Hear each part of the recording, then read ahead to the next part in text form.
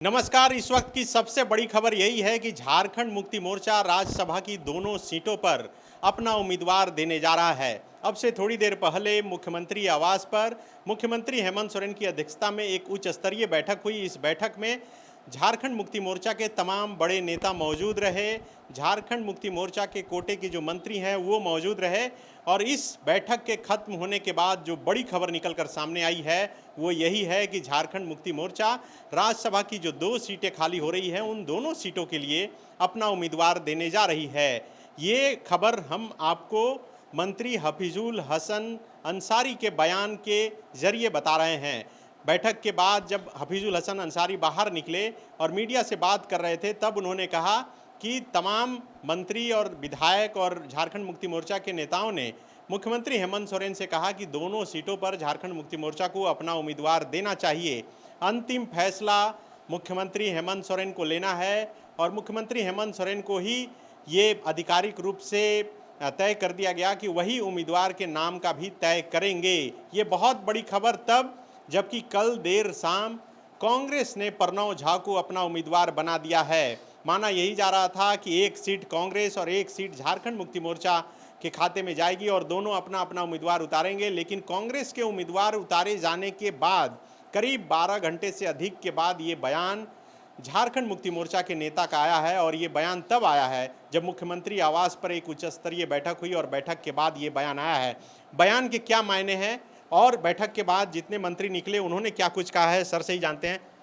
क्या कुछ कहा बयान में, स्पष्ट हो गया या आधिकारिक रूप से घोषणा हो गया, क्या माना जाए? नहीं, आधिकारिक रूप से घोषणा नहीं हुई है, लेकिन अधिकतर मंत्रियों ने जिस तरह से अपनी बात रखी है और मुख्यमंत्री पर दबाव बनाया है कि दोनों सीटों पर झामुमो को चुनाव लड़ना चाहिए। न सिर्फ हफीजुल हसन, सुदीप सोनू कल ही बोल चुके, संकेत दे चुके थे। आज योगेंद्र प्रसाद ने भी यही बात दोहराई कि हम लोगों ने मुख्यमंत्री को अपनी भावना से अवगत करा दिया है और जेएमएम को दोनों सीटों पर चुनाव लड़ना चाहिए। तो इससे अब यह लगभग तय माना जा सकता है कि झामुमो अब दोनों सीटों पर चुनाव उम्मीदवार देने जा रहा है। उम्मीदवार पर भी क्या आज बैठक में चर्चा हुई? मंत्री बैठक के बाद जब निकले तो उन्होंने कुछ बताया? नहीं, उम्मीदवार पर अभी चर्चा नहीं हुई है। और अंदर की जो सूचना मंत्री का क्या बयान रहा ये थोड़ा सा बताइए। देखिए, योगेंद्र प्रसाद बाहर निकलकर बोले कि सीएम को हम लोगों ने अधिकृत कर दिया है, अब सीएम अंतिम फैसला लेंगे, हम लोगों को दोनों सीटों पर चुनाव लड़ना चाहिए। हफीजुल हसन लड़ना चाहिए ये लोग मुख्यमंत्री को बता रहे हैं या मुख्यमंत्री बोले कि हम लोग को लड़ना है दोनों सीटों? नहीं, मुख्यमंत्री को ये लोग बता रहे हैं, मुख्यमंत्री ने अपना ओपिनियन अभी स्पष्ट नहीं किया है। उसी तरह हफीजुल हसन ने भी बाहर निकलकर यही जानकारी दी जो झामुमो को दोनों सीटों पर चुनाव लड़ना चाहिए और वो थोड़ा सा और ज़्यादा पॉजिटिव वे में बोल रहे थे कि झामुमो दोनों सीटों पर चुनाव लड़ने जा रहा है। तो ये 2-3 मंत्रियों का यही अभी बयान बाहर निकल के। हफीजुल हसन अंसारी, योगेंद्र प्रसाद, सुदीप सोनू का भी कुछ बयान आया? हाँ, सुदीप कल ही आ गया था उनका। बोल रहे थे? वो बोल रहे थे कि जेएमएम जो है वो दोनों सीटों पर चुनाव लड़ सकता है। इस पर झामुमो विचार करेगा और जो वो कल बोले थे वो उस पर आज विचार भी हो गया। तो बिल्कुल देखिए, बैठक जो आप तस्वीर में भी लगातार देख पा रहे होंगे कि मुख्यमंत्री हेमंत सोरेन मौजूद हैं, उनके ठीक बगल में स्टीफन मरांडी हैं और उसके बाद दुमका के लोकसभा के सांसद मौजूद हैं, बसंत सोरेन मौजूद हैं, मंत्री सुदीप सोनू मौजूद हैं, उनके बगल में मंत्री दीपक बिरुवा मौजूद हैं और लातेहार के पूर्व विधायक मौजूद हैं, मथुरा महतो मौजूद हैं, योगेंद्र प्रसाद जो मंत्री हैं वो मौजूद हैं, हफीजुल हसन अंसारी मौजूद हैं। तो ये तमाम लोग बैठे हुए हैं एक तरफ और मुख्यमंत्री हेमंत सोरेन एक तरफ और बैठक समाप्त होगी। अब चर्चा ये भी है कि मुख्यमंत्री दिल्ली जा सकते हैं। हाँ, चर्चा है लेकिन उसकी अभी पुष्टि नहीं हो पा रही है। आधिकारिक रूप से कोई पुष्टि नहीं हो पा रही है, लेकिन इसकी चर्चा है जो मुख्यमंत्री दिल्ली। ये चर्चा इसलिए हो रही है क्योंकि आज समीक्षा बैठक होनी थी, उस बैठक को शायद स्थगित कर दी गई। समीक्षा बैठक को स्थगित करके मुख्यमंत्री ने राज्यसभा पर पार्टी के ये सीनियर नेताओं के साथ बैठक की है। और आप देख रहे, जिन लोगों का नाम आप बता रहे थे, आप देख सकते हैं कि पार्टी का जो कोर सीनियर मोस्ट लीडर हैं उनके साथ मुख्यमंत्री ने इस पर बैठक की है।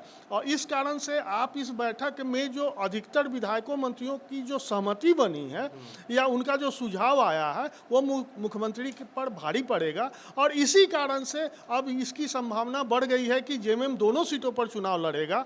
और अगर ऐसा होता है तो भाजपा का राह आसान होगा। तब तो फिर भाजपा के भी उम्मीदवार होंगे, कांग्रेस के भी उम्मीदवार होंगे, जेएमएम के भी 2 उम्मीदवार होंगे, तो क्या वोट का समीकरण भी बदलेगा? हाँ, पूरा बदलेगा। कितना वोट चाहिए फिर? आंकड़ा जोड़ना होगा, लेकिन मोटे तौर पर आप 81 अच्छा, उसका समीकरण बाद में बैठा लिया जाएगा और बताएंगे आपको डिटेल में। लगभग 20-21 वोट ही चाहिए, उसके बाद 20-21 वोट ही चाहिए एक उम्मीदवार को जीतने के लिए। तो बिल्कुल फिलहाल बड़ी खबर यही है कि झारखंड मुक्ति मोर्चा दोनों सीटों पर अपना उम्मीदवार देने जा रहा है। बैठक के बाद मंत्री हफीजुल हसन अंसारी ने ये बड़ा बयान दिया है, मंत्री योगेंद्र प्रसाद महतो ने भी ये बड़ा बयान दिया है। तो अपने आप में ये बड़ी खबर, राज्यसभा चुनाव को लेकर झारखंड की राजनीतिक सरगर्मी काफ़ी बढ़ गई है। आप लगातार नज़र बनाए रखें, फॉलोअप आपको पल पल की अपडेट और जानकारी देते रहेगा। शुक्रिया। जहां 27 वर्षों के सफर में 17,000 से भी अधिक छात्रों ने डॉक्टर एवं इंजीनियर बनकर भरे सफलता की ऊंची उड़ान, जहां साधारण छात्र भी झारखंड टॉपर्स बनकर बना रहे इतिहास। दूरदर्शी शिक्षाविद श्री विपिन सिंह के मार्गदर्शन में मेडिकल एवं इंजीनियरिंग के लाखों छात्रों के लिए आशा की किरण के रूप में गोल, नेशंस लीडिंग इंस्टीट्यूट।